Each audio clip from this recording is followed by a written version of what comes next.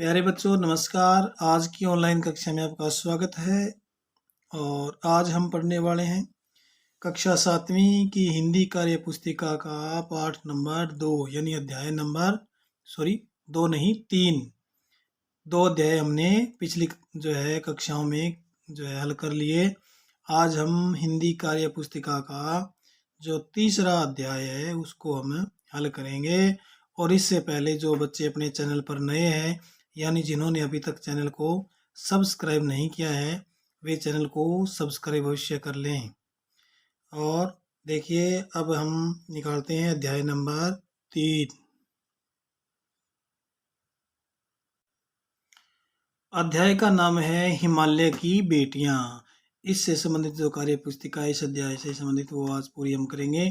तो देखिए इसमें प्रश्न नंबर पूछा है कि नदियों से संबंधित किसी गीत की 4 पंक्तियां जो तुम्हें याद हो उन्हें लिखो। यदि आपको कोई और याद है तो आप और लिख सकते हैं, नहीं जो मैंने जो लिखी है वो भी आप लिख सकते हैं। क्या कि छल छल करता नदियों का पानी, मानो कहता कोई कहानी, चलता जाता बहता जाता, जीवन को ये कहता जाता, चलना ही है जीवन, चलना ही है जीवन।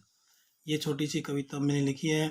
आपको अच्छी लगे तो आप भी इसी प्रकार यही लिख सकते हैं, और कोई कविता आपको याद हो तो वो भी आप लिख सकते हैं। तो इसके बाद देखिए प्रश्न नंबर 2 में क्या पूछना चाहता है कि जिस प्रकार से पानी के बहने की आवाज़ को कलकल कहा जाता है इसी प्रकार इन आवाज़ों से संबंधित शब्द लिखो। कौन सी आवाज़ों से? जैसे हवा का चलना, हवा का चलना होता है सर सर, सर सर चलती है हवा, ठीक है। पक्षी के पंखों की आवाज़ होती है फर फर, फर फर, इस तरह से लिख सकते हैं। सूखे पत्तों के हिलने की आवाज़ होती है सन सन। और बादलों का गरजना होता है हर हर। और बारिश की बूंदों की आवाज़ होती है टिप टिप। तो ये आवाज़ है जिन्होंने पूछी थी और हमने बताई। आप इसी प्रकार से अपनी कार्य पुस्तिका में नोट कर सकते हैं। आगे देखिए प्रश्न नंबर 3। हिमालय पर देवदार, चीड़, सरों, चिनार, सफेदा आदि के पेड़ पाए जाते हैं। तुम्हारे आसपास कौन से पेड़ पाए जाते हैं?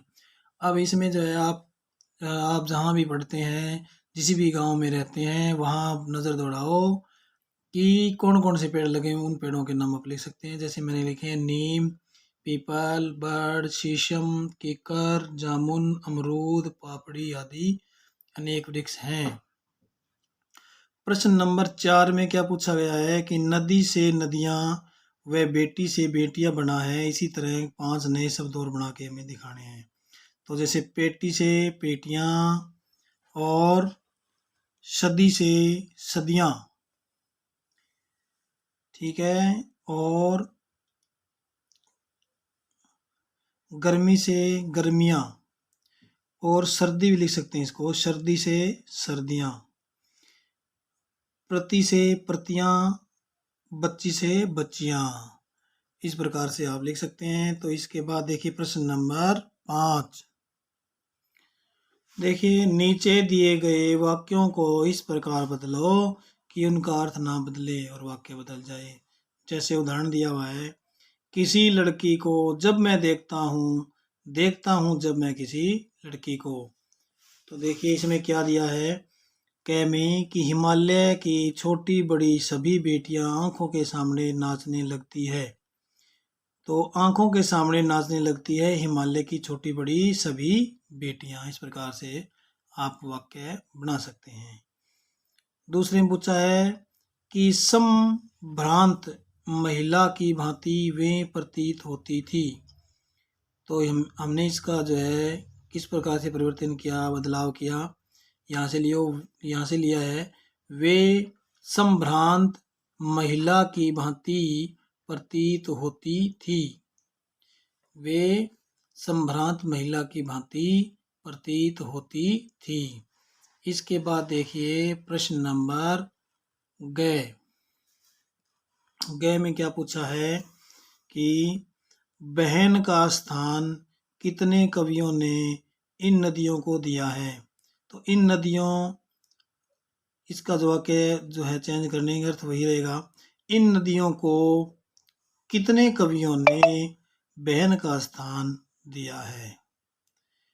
इन नदियों को कितने कवियों ने बहन का स्थान दिया है। इसके बाद देखिए इसका घ भाग, समुद्र को उसका दामाद कहने में कुछ भी झिझक नहीं होती है। ये दामाद कहने में समुद्र को कुछ भी झिझक नहीं होती है। बदल दिया। इसके बाद इसका जो है छठा प्रश्न आ गया आगे क भाग, जब तुम्हारा मन नहीं लगता तो तुम क्या करते हो।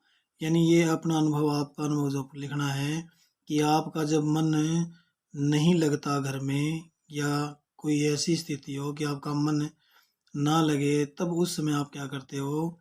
तो मैंने अपना अनुभव लिखा है कि जब हमारा मन नहीं लगता तब मैं मनोरंजक कहानियों की किताब पढ़ता हूँ और कभी कभी पास के बगीचे में जाकर प्राकृतिक वातावरण का आनंद लेकर मन को आनंदित करने की कोशिश करता हूँ, या मन लगाने की कोशिश करता हूँ। तो आप भी इसी प्रकार से भी लिख सकते हैं, या आपके मन में कोई और बात है तो उसको भी आप यहाँ लिख सकते हैं। इसके बाद देखिए इसी प्रश्न का ख भाग, इसमें क्या पूछा है,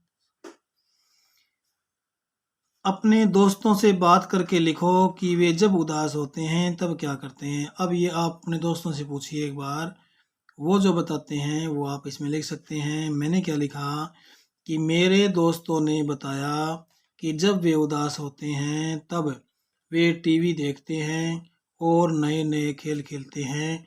कुछ दोस्त कहानियाँ पढ़कर मन बहलाते हैं। ये मैंने इसमें लिखा है। आप यह भी लिख सकते हो, या आपका कोई और अनुभव है तो आप उसमें लिख सकते हैं। इसके बाद देखिए अगला प्रश्न नंबर 7, इसमें क्या पूछा गया है देखिए कि लेखक ने हिमालय की तुलना सभी नदियों के पिता के रूप में ही क्यों की है। यानी सभी नदियों के जो पिता को हिमालय माना है, क्यों। तो इसमें क्या लिखा है कि क्योंकि सभी नदियां हिमालय से निकलती हैं और हिमालय की गोद में बच्चे के समान खेलती हैं। लेखक ने ऐसा लिखा है, इसलिए मैंने उसमें से जो है पढ़ करके समझ करके लिख दिया। आप ये हूबहू लिख सकते हैं, क्योंकि इसमें लिखा हुआ है कि हिमालय से निकलने के बाद नदियां गोद में जैसे बच्चे खेलते हैं वैसे हिमालय की गोद में खेलती है। इसके बाद देखिए प्रश्न नंबर 8, नीचे कुछ बातें लिखी गई है, इनसे संबंधित पंक्तियां पाठ में से ढूंढ कर लिखनी है। जैसे जब ये नदियां बहते बहते जंगलों में पहुंचती है तब इतनी शांत हो जाती है जैसे कोई व्यक्ति अपनी पुरानी बातों को याद करते समय शांत हो जाता है। ये बात किन शब्दों के द्वारा प्रकट की गई है वो पाठ में से ढूंढ करके मैंने यहाँ लिखा है। जब ये जरा दूर निकल जाती है तो देवदार, चीड़, सरों, चिनार, सफेदा, केल के जंगलों में पहुंचकर शायद इन्हें बीती बातें याद करने का मौका मिल जाता है। पहुंचकर शायद इन्हें बीती बातें याद करने का मौका मिल जाता है। इसके बाद देखिए इसी प्रश्न का ख भाग, क्या पूछा है, क्या लिखा है, उसका जो है वक्त किन शब्दों के द्वारा प्रकट किए गए पाठ में। जब लेखक ने हिमालय के ऊपर चढ़कर नदियों को पतली पतली धाराओं के रूप में निकलते देखा तो वह बड़ा आश्चर्य करने लगा कि यही नदियां मैदान में विस्तार लेकर कैसे बहने लगती है। अब देखिए वाक्य में जो ऊपर जो शब्द इसमें लिखे हुए हैं, ये बात किन शब्दों के द्वारा प्रकट की गई है वो शब्द इसमें मैंने लिखे हैं कि जब मैं हिमालय के कंधे पर चढ़ा तो वे कुछ और रूप में सामने थी। मैं हैरान था कि दुबली पतली गंगा, यमुना, सतलुज समतल मैदानों में उतरकर विशाल कैसे बन जाती है। ये जो शब्द है सारे के सारे, इनका भाव क्या है जो इन्होंने लिखा हुआ है, और ये कहाँ पर है, जो पाठ में लिखे हुए हैं, ये सभी के सभी लेखक के द्वारा।